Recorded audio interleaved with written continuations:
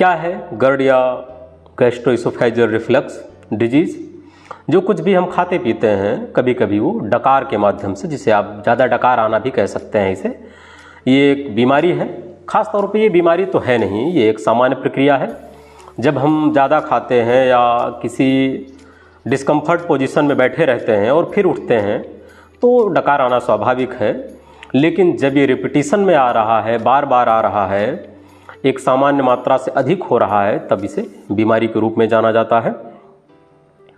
और इसमें होता क्या है कि हमारे इसोफेगस के यानी जो आहार नाल है उसके लोअर एंड पर एक स्फिंक्टर लगा होता है जिसे LES बोलते हैं, लोअर इसोफेगस स्फिंक्टर। एक मसल बैंड होता है जो हमारे खाने को दोबारा रिटर्न होने के लिए रोकता है, लेकिन फिर भी वो इतना पावरफुल नहीं होता है कि पूरी तरह रोक दे।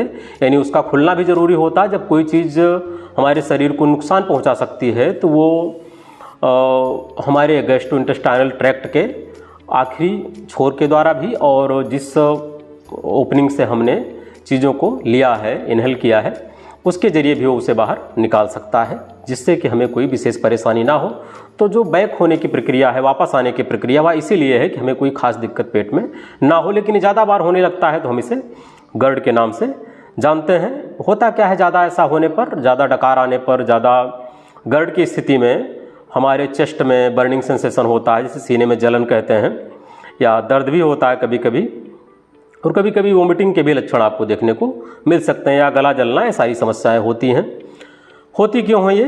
कभी कभी हम लेट नाइट भोजन करते हैं, खाना खाते हैं, ज़्यादा देर रात खाना खाने से, खाने को भूख से अधिक खाने से, ज़्यादा अल्कोहल शराब पीने से, या फिर ज़्यादा ऑयली फूड लेने से, भूख नहीं लगी है फिर भी खाने से, ये सारी समस्याएं हो सकती हैं। ये तो नॉर्मल समस्या है। एबनॉर्मली ऐसा क्यों होता है? ये एबनॉर्मली जब होता है तो जिसे हाइटल हर्निया कहते हैं, उसकी वजह से भी हो जाता है। जब हम ओवरवेट में होते हैं उसकी वजह से भी हो जाता है, या फिर प्रेगनेंसी में ऐसा होता है, या फिर कभी कभी होता है कि हमारा स्फिंक्टर जो है LES वो वीक हो जाता है। तो इन सब कारणों से होता है। तो हमें कोशिश ये करनी चाहिए कि हम अपना वेट मेंटेन रखें, भोजन को ज़रूरत के अनुसार ही खाएं, लेट नाइट भोजन ना करें, और ड्रग्स या किसी एडिक्शन या अल्कोहल कंजप्शन से दूर रहें।